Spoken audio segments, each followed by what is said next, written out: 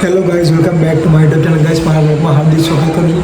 તો ગાઈઝ, અમે ત્યાં દવાખાનામાં છે, ખેડામાં જે ચરોતર જે દવાખાનું છે ત્યાં, કારણ કે આપણા વિશાલભાઈને હોસ્પિટલમાં દાખલ કર્યા છે. કાલે અને સવારે કરંટ લાગે છે એટલે તો હવે તો સારું છે, આઈસીયુમાંથી બહાર કાઢી નાખ્યો છે. તો અત્યારે આરામ કરે છે. હવે જે થોડીક વાર ઉઠશે ત્યારે હું તમને વિડીયો બતાવું છું. એને એ પાણી છાંટવા માટે ગયો હતો અને કરંટ લાગી ગયું, થોભલાનું કરંટ લાગી ગયું છે. હવે માતાજીની અડીવાન દયાથી આપણે સારું છે. 20 રૂપિયામાં જોડે જ છે. અમે બોરસદથી 3 વાગે અત્યારે ઘેર આવ્યા. હવે ફિલહાલ સારું છે. બસ પહેલાં તમે આ થોડીક ખેડાની ક્લિપ બતાવી દો કે ખેડા કેવું છે. તણની ચોકડી બકડી બતાવો. ગેસ ચલો તમે ખેડા એકવાર જોઈ લો.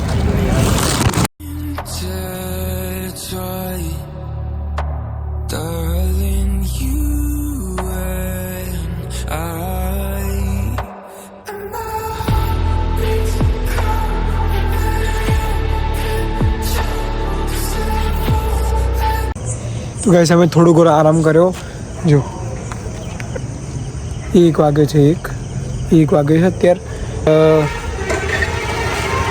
ચા પીવાની ઈચ્છા થઈ કારણ કે ઊંઘ તો આવતી નથી. જો ઊંઘ તો ગાઈસ આવતી જ નથી કારણ કે જગ્યા બદલાઈને હોસ્પિટલમાં સફોકેશન થતું નથી અને હવા એસીના કારણે. તો હવે ચા પીવી પડશે, ચા પીવા જવું પડશે. તો ગાઈસ ચલો હવે ચાની લારી ખોદવી પડશે. રાત્રે તો કદાચ મળે ના મળે એ તો ખબર નહીં, મળે ના મળે. જોઈએ મળે તો ઠીક, બાકી તો હરી. તો ફાઇનલ ગઈ છે, અમે ચા મળી ગઈ છે. ચા જો પેલો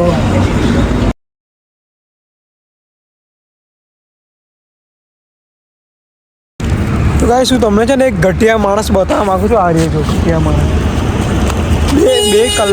બે કલાકથી વાતો કરે છે કેનનો હું એ સામનો એકલો ફરું છું, એકલો વિડીયો ઉતારું છું.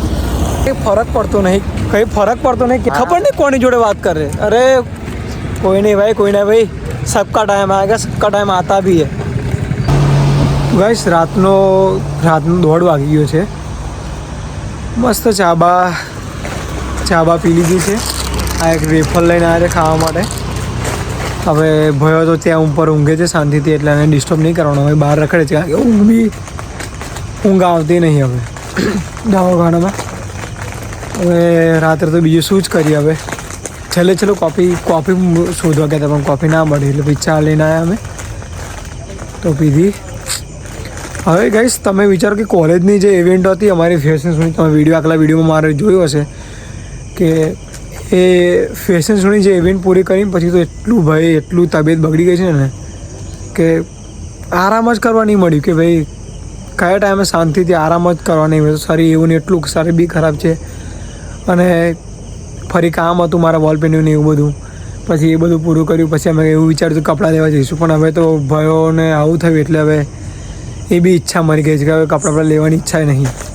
બી વિચારો કે બધાને એવું જ છે ભાઈ કે બધાની આમ વાગી ગયેલી જ છે.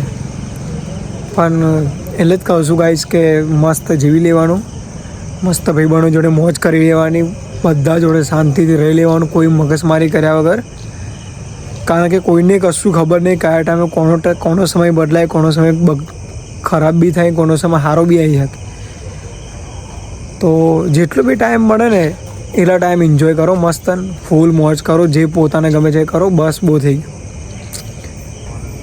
અને ગાઈસ સૌથી વધારે તો એ કે દિવાળી તો એટલે બગડે છે કે પૈસા પેમેન્ટ આવતું નથી આગળથી.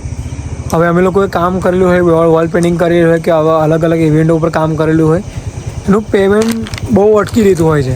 ત્યાં તમે 2 મહિના થઈ ગયા ભાઈ કામને, હજુ સુધી એનું પેમેન્ટ આવ્યું નથી. હવે એ સામેથી તો ફોન કરે ને અમે લોકો જ્યારે પછી ફોન કરીએ અમે જ્યારે વીક પછી 2 વીક પછી અમારે ભાઈ સામેથી ફોન કરવો પડે કે પૈસા તમે આપો એમ. પણ એ લોકો એવું સમજે ને રિસ્પોન્સિબિલિટી એમની ના હોય કે એ લોકો એવું ના સમજે કે મારું પેમેન્ટ આપવાનું છે તો આપણે આપી દઈએ. ખાલી થોડાક પૈસાઓ માટે 10,000 20,000 30,000 માટે એ લોકો ખાલી 2 મહિના 3 મહિના એટલું એ બી સામેથી આપણે ફોન કરીએ ત્યારે એટલે પેમેન્ટ આવે ને એટલે માણસ પછી આગળથી પેમેન્ટ ના આવે તો પછી કેવી રીતે પછી આપણે યુઝ કરી શકીએ કંઈ બી ઇવેન્ટમાં કે કંઈ. હવે તો દવાખાનું આવી છે તો પૈસા હોય ના પૈસા જ ના હોય અને આગળથી પેમેન્ટ ના આવે તો માણસ શું જ કરે પછી કંઈથી લાવે. પોતાની મહેનતના પૈસા ને તો છતાં એ લાચાર બની જાય અમુક વસ્તુમાં. તો ગાઈસ અમુક વાર એવું બી હોઈ શકે. Guys good morning. જો સવારના 5 વાગે 6 વાગે જો આપણે સફરજન સમારે જો અમારા દર્દી બતાવો તમને હું. હા રેજો વિશાલભાઈ આપણા. હા ગાઈસ છોકરા પર ચડી જતા લાઈટ ચાલુ હતી એ ભૂલી ગયા હતા છોકરે મને પકડી લીધો અને પછી પડી ગયો હતો અને પછી બેફોન થઈ ગયો તો પછી દવાખાને ડૉક્ટરે લઈ ગયા પછી આઈસોમાં રાખ્યો 3 વાગે કાઢ્યો. પણ અમારે તો માતાજીની દયાથી એટલે કશું થાય ને. તમે પેલા મોટા થોભલા જલ્લો તો કશું ના થાય. જો હતા તો સફરજન અડારો મળે કારણ કે એમને તો સફરજન ખાવા મળે ના ઘેર લાવે ના કોઈ બીમાર પડે તો હજી ખાઈ લે એમ. જોડે જોડે અમને ના પડી.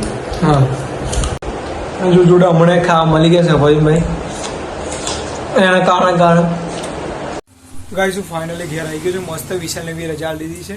તો ગાઈસ આઈ હોપ કે તમને આ વિડીયો ગમ્યો હશે. ગમ્યો હોય તો લાઈક કરજો, શેર કરજો, સબસ્ક્રાઈબ કરજો.